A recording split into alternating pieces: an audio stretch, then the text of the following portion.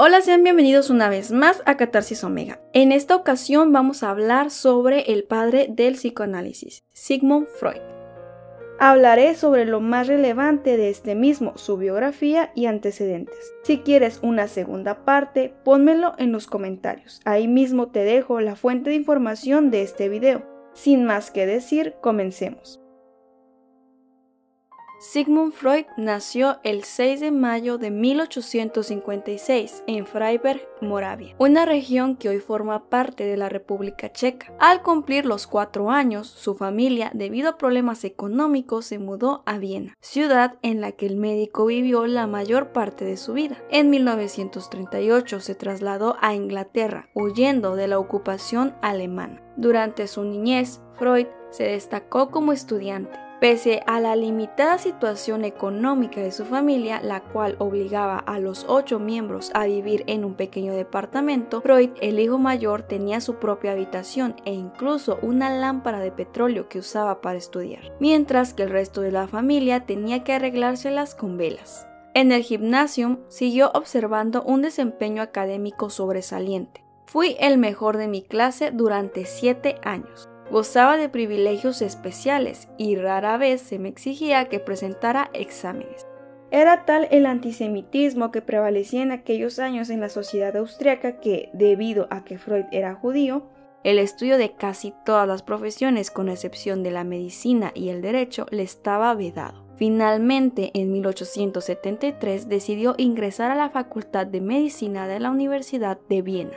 Sus experiencias en dicha universidad, donde se le motejaba de inferior y extranjero debido a su origen judío, no hicieron sino que fortalecer su capacidad para tolerar la crítica. A una edad muy temprana descubrí que mi destino era formar parte de la oposición y sufrir la proscripción de la inmensa mayoría. Así se sentaron las bases para construir cierta independencia de criterio. Sus estudios de medicina se prolongaron durante 8 años, 3 más de lo habitual. En esos años, Freud trabajó en el laboratorio fisiológico de Ernst Bruck, donde realizó por su cuenta investigaciones histológicas y publicó artículos sobre anatomía y neurología. A los 26 años se graduó como médico. Continuó trabajando con Bruck un año más, mientras vivía con sus padres. Aspiraba a ocupar el siguiente puesto vacante en el laboratorio, pero Bruck tenía 2 destacados asistentes antes que Freud, quien resumió esta experiencia con las siguientes palabras. El momento decisivo llegó en 1882, cuando mi maestro, a quien tenía en la más alta estima, corrigió la generosa improvisión de mi padre al recordarme de manera enfática que, en vista de mi mala posición económica, abandonara mi carrera en los medios teóricos. Por añadidura, Freud se había enamorado y se daba cuenta de que para casarse tendría que obtener un empleo mejor remunerado. Ni en aquellos años, ni mucho menos en etapas posteriores de mi vida, sentí alguna predilección particular por la profesión médica. Más bien lo que me movía era una especie de curiosidad, la cual, sin embargo, dirigíase más a cuestiones humanas que a objetos naturales. Tampoco había comprendido la importancia de la observación como uno de los mejores medios para satisfacer dicha curiosidad. Adoptó la práctica privada a regañadientes, pero sus intereses seguían centrados en la investigación y la observación científica, desempeñándose primero como cirujano y luego como médico general. Se convirtió en médico residente del hospital más importante de Viena. Tomó un curso de psiquiatría que le sirvió para profundizar en el estudio de las relaciones entre los síntomas mentales y las enfermedades orgánicas. En 1885 alcanzó el prestigioso puesto de catedrático de la Universidad de Viena. Su vida profesional comenzaba a tomar un sesgo prometedor.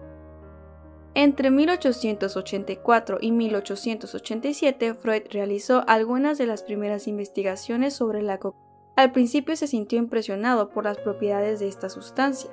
He probado el efecto de la cual elimina el hambre, el sueño y la fatiga y me ayuda a realizar esfuerzos intelectuales muchas veces superiores a los que consigo en condiciones normales. Escribió acerca de los posibles usos terapéuticos de esta sustancia para las perturbaciones tanto físicas como mentales. Posteriormente le preocuparon los efectos adictivos de esta sustancia, por lo que suspendió las investigaciones.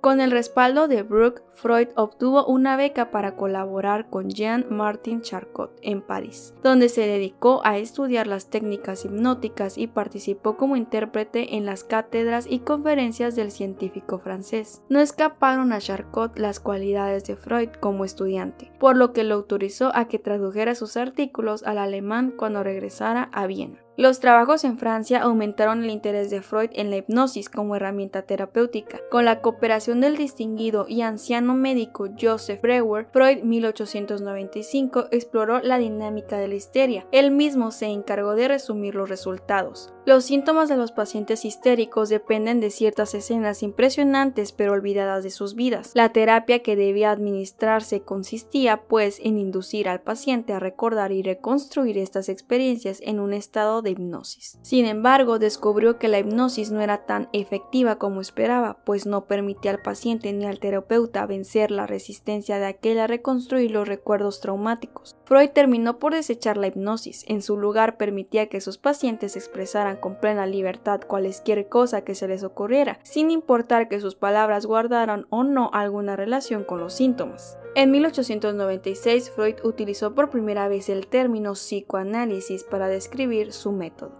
En 1897 dio inicio a su autoanálisis. El interés de Freud en los conocimientos sobre el inconsciente que revelaban los sueños narrados por sus pacientes rindió sus primeros frutos con la publicación, en 1900, de La interpretación de los sueños.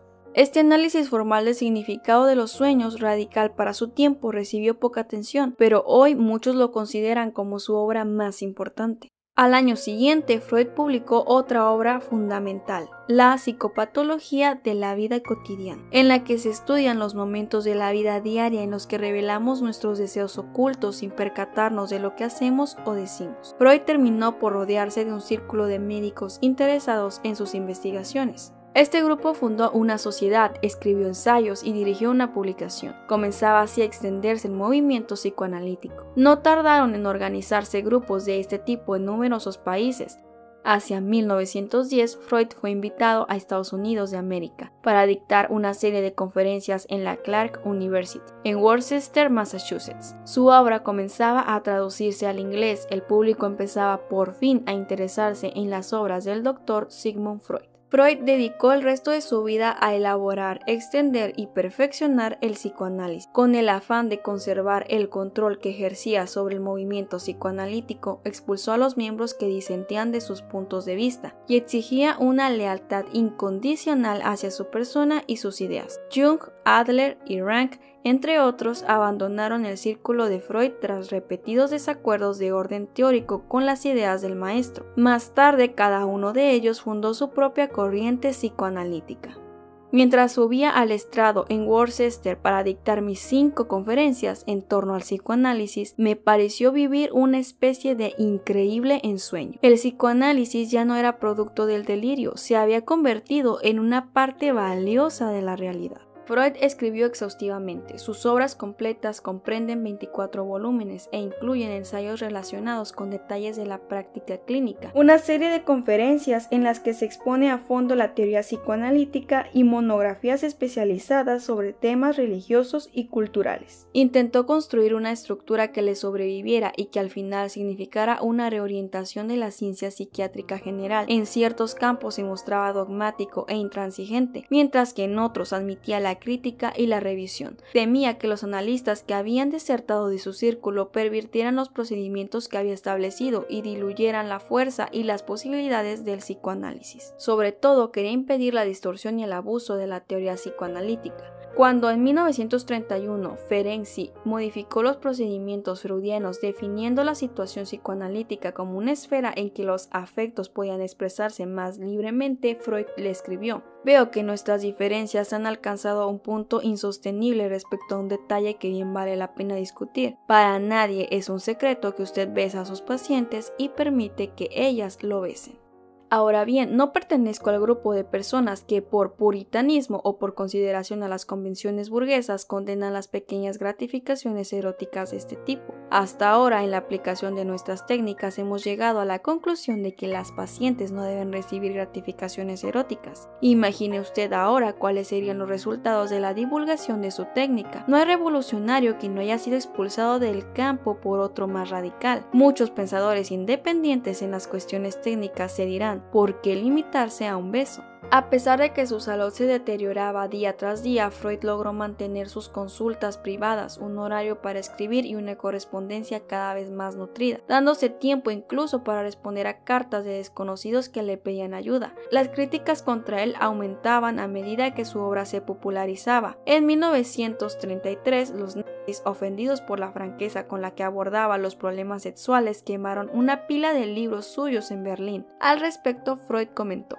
estamos progresando. En la Edad Media se me habría condenado a la hoguera, mientras que hoy se conforman con quemar mis libros. Eternamente enfrascado en polémicas sobre la validez o la utilidad de sus investigaciones, continuó escribiendo. Su última obra, Introducción al Psicoanálisis 1940, comienza con una advertencia directa a los críticos. Las enseñanzas del psicoanálisis se basan en un número incalculable de observaciones y experiencias, y solo quien haya realizado una y otra vez dichas observaciones en sí mismo y en otros podrá emitir un juicio apropiado en torno al psicoanálisis. Los últimos años de Freud fueron difíciles. A partir de 1923 su salud declinó cada vez más, pues padecía cáncer en la boca y en las mandíbulas. Sufría dolores casi continuos y fue sometido a 33 operaciones para contener el avance de los tumores. Cuando en 1938 los alemanes invadieron Austria y amenazaron a Anna, su hija, Freud huyó a Londres, donde murió un año después.